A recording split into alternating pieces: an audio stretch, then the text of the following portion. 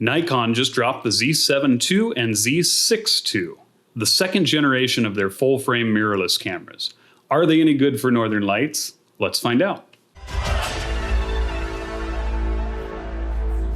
So Nikon's second generation of full-frame cameras is out, and I wanted to kind of look over specs and compare a few things before I made this video, and specifically I wanted to look at them as they relate to Northern Lights. Are these going to be great cameras for Northern Lights? Absolutely. Are they worth upgrading to? Probably not if you already have the first gen. These really should have been a Gen S or kind of an incremental update, because that's really what they are. They're not worthy, in my opinion, of the second gen title.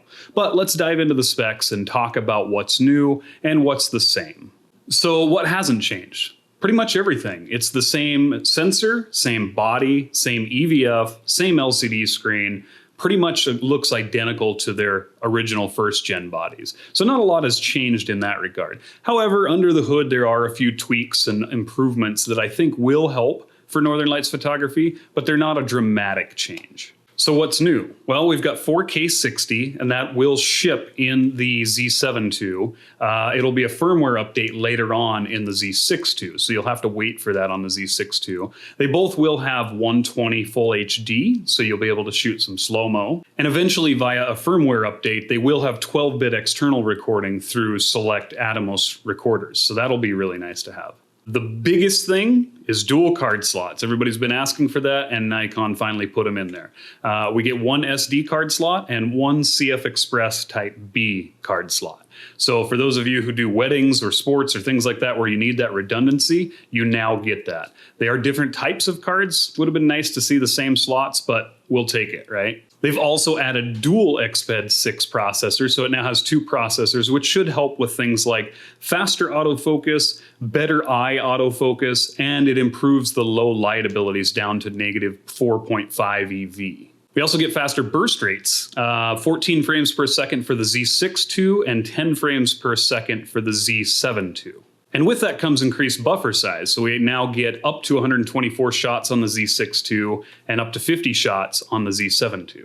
It finally got a proper battery grip with controls and buttons and all of that kind of stuff, so you'll be able to use that grip for actually shooting with. And it has a hot swappable battery, meaning that you can pop one battery out as long as you leave one in while it's shooting and not have any interruption of your files. Firmware updates will also now come via SnapBridge, so you can just load the app up on your phone and do the firmware update right over Wi-Fi, which is really nice. I wish other manufacturers would jump on board. Sony, if you're listening, that would be really nice to have. But that's a nice feature. It's going to make firmware updates much easier. And with some of these anticipated firmware updates that are going to come out, that'll be an advantage to have. Let's talk prices. The Z7 II is going to come in at just under $3,000, and the Z6 II will come in at just under $2,000.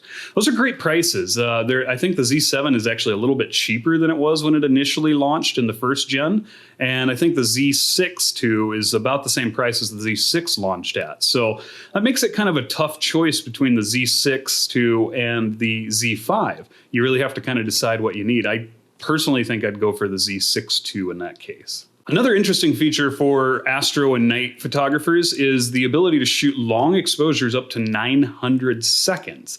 That is a cool feature to have. Another exciting feature, at least for me, even though it doesn't relate to Aurora photography, is the focus shift. I do like to do some extreme macros, and I usually do that with a rail, but having that focus shift mode built into the camera would make that process really smooth and nice. And then if you're shooting Aurora, in-camera time-lapse, which will build the movie for you in camera, which is something Canon has had since the EOS R. I think even the 5D Mark IV could do that. So that's a really welcome change as well. So are they worth the upgrade if you already have the Z6 or the Z7? No, I probably wouldn't upgrade. It's not a big enough of a jump to justify the extra cost. There's some nice features in them, like I mentioned, the long exposures, the built-in time-lapse features, a little bit better autofocus, things that don't really matter to us much as far as Aurora photography is related anyway, but they are nice features to have. So if you were not mirrorless and you wanted to switch into a mirrorless system, these would be a great upgrade from, say, a DSLR.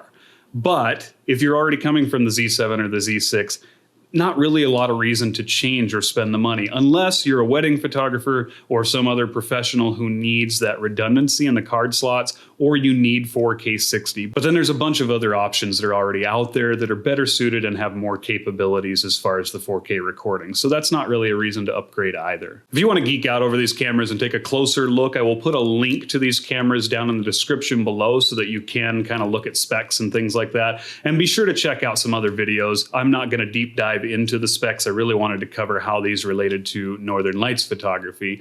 They're going to be great for Northern Lights photography. Nikon sensors are honestly some of my favorite sensors to shoot Aurora with. And so I think these are going to be fantastic cameras for Northern Lights photography.